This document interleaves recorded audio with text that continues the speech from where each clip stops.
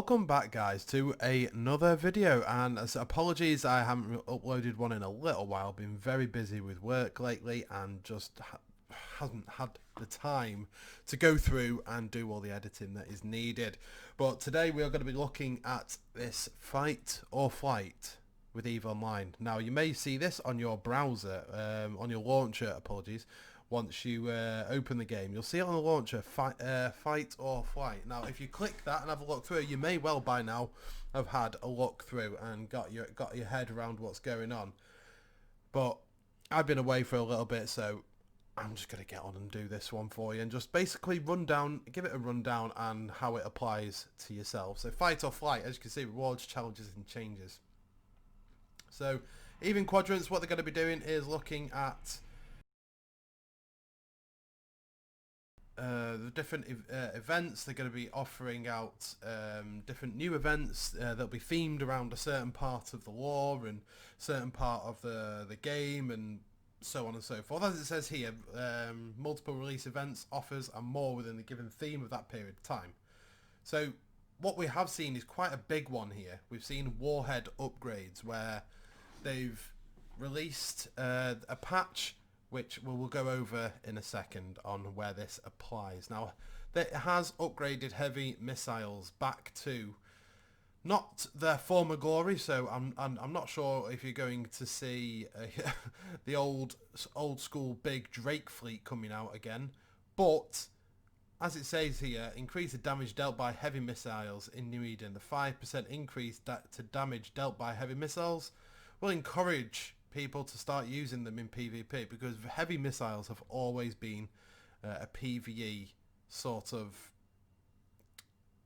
ammo type. Really, you haven't seen too many heavy missile fits, unless it's a battleship with rapid heavy missile launchers. Then you may well find them there. But also something that's been mentioned in on the Reddit forums, and everyone's asked CCP for absolutely years, is shield implants. So the armor have what we used to be called the slave implants now, which are now called amulet, where it gave you a bonus to your armor hit points. Now they've done this with shield because everyone has been crying out for years that they need the same thing with shields, because people with their shield titans and shield supercarriers didn't have the same benefits as someone with a slave implant set on their titan and supercarrier. So now you have these, and you so as it says there, characteristics such as perception, memory, intelligence, charisma and willpower depending on the implant used. And these implants initially will be available only through the Dragonor Blitz event, where ships are the most affected by the Warhead upgrades. Update will be eligible for entry. So also, as you can see just to the side there, we've got limited time events, so 16th of January to 27th of January. So it started 4 days ago and it's got another 7 days to go as of this recording. So basically the lore of it is that the Tempus Dragonors, which is a extremist faction of the Caldari, they've set up these dungeons type things in low-sec.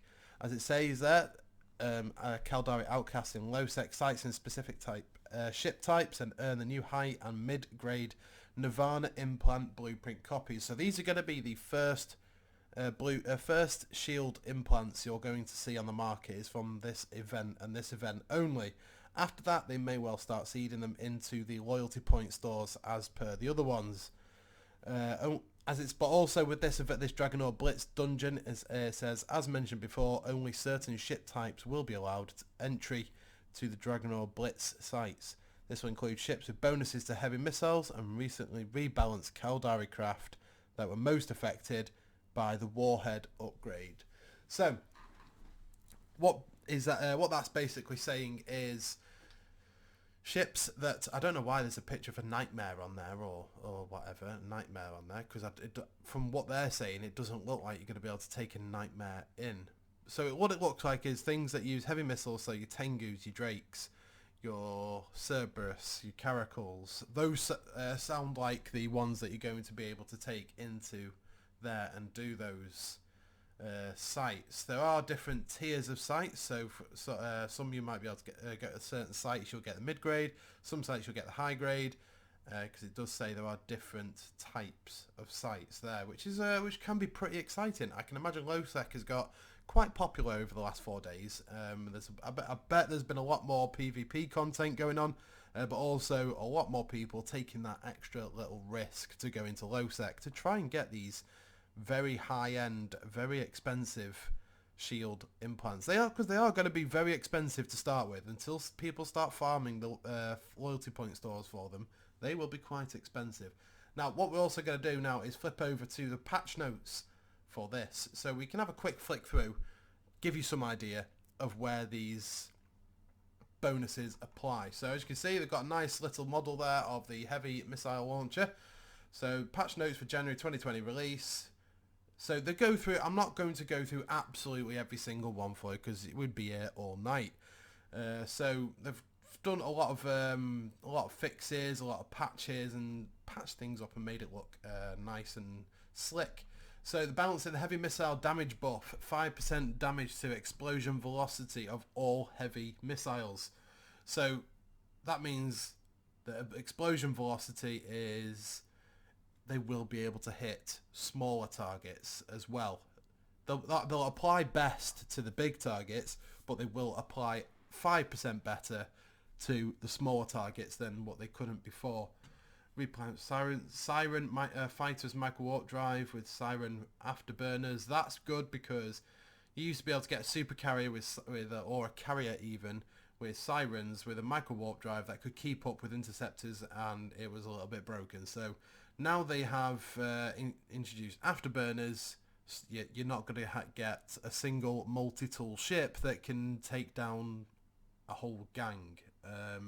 Like a super carrier taking down an entire gang. Shield booster module tier side, so they've changed a couple of these names around. I'm not going to go through them all. They've just changed them around a bit to, not sure why they've decided to rename them, but it's still small, medium, large and extra large. That's really what you want to be looking for. Module migration. So it looks like some of these have been converse in the deflection catalyzer converted to a medium clarity warding during shield booster. So all market orders affected modules will be removed, and the modules and escrow will be returned to the character who created the order. So that's fine. You're not going to get screwed over if you were selling those, or if you had a lot of those, or you're buying those. You're not going to get screwed over because they're going to be return it all to you. So again, they've done some very minor power grid CPU changes and activation costs for all these. And we have added an option to allow corporation to restrict the sending of mails to the corporation to members within the communications officer role. Not a massive thing there. But anyway, so here's on the implants. So mid-grade, so you got your alpha, beta, gamma, delta, epsilon and omega. Omega is the very expensive one out of all of them. But again, these mid-grade ones, they have your 3% to your attributes and so on. But then you have your 3% bonus to shield hit points with a 10% set bonus. So if you have the full set, you'll get a 10% bonus, which is pretty nice. If you have the full set, you get an extra 10% on top. Now the high grade, again, it's... Excuse me. If you have the high grade again, it is a very simple 1, 2, 3, 4, 5% bonus with a 15% set bonus. Pretty damn nice. And the low grade ones haven't been released yet, but I'm guessing they will be straight out of the loyalty point store when that comes to when they come into the game. To rename the turrets and bays market group to turrets and launchers to better reflect the terminology used for launchers. Not a massive change there. I'm not sure if that was really needed, but increase the opacity. Oh, whatever. I'm going to fuck that bit off. Overview, sorting out tag ascending yet, so that's going to be good for your incursion runners. And although, yeah, we know that all these filaments have now been migrated to the abyssal ones, so yeah, you don't need to go through any of that. So that is the important one then. This 5% to explosion velocity, which again for your heavy missiles. That's quite a big one. I feel like that's been a much needed one, because super carriers and carriers have been way too powerful to take on subcat fleets, which realistically you should not be able to have one ship that can take on big subcat fleets. I mean, there are ways to counter them by sniping the fighters and whatnot, but we won't go into that. I'm sure you've heard all that sort of stuff before. So we have had some other issues here. Epic Arc missions were accepted quickly, especially when talking to Tevis Jack. What a name. So again, there's been an issue with some Epic Arc missions, and they've fixed. They do a lot of little tweaks and fixes over the time, but this looks like they are looking at a lot of balancing, which is absolutely great, because we've had Team Talos that have come onto CCP, and they've been doing a lot of this. That's what this is all about, these even quadrants. Team Talos are doing some more add-ons and balances, some nice changes, temporary events, and so on and so forth. So it's Team Talos are doing an absolutely cracking job. Also, we do have some Heatseeker bundles, some new skins if you are that way inclined and you want to get some new skins for your ships. Will be available as of the 28th of January. And Fight or Flight continues. The Fight or Flight quadrant will continue with more to come. So check back here on EVE Online Facebook and Twitter pages for updates. Sounds pretty good. So looks like there's a lot of changes coming over the next few months. Should see some nice little changes, maybe some game-changing updates coming, which will be nice, and to give a big stir up to the game, as I think a lot of people have got comfortable in their Munin, Eagle and Munin fleets, and they've just become ridiculously powerful, and I think the game does need a huge shake-up. If you do think of anything else, guys, make sure to comment down below. If you think of anything that I missed off, let me know, and I will endeavour to get better.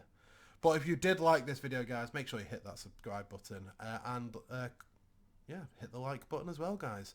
Thank you very much for watching and tuning in. I hope you stick around for another one, and we will do a follow-up video on some more updates when As of More are released. But thank you, guys. You take care and look after yourself.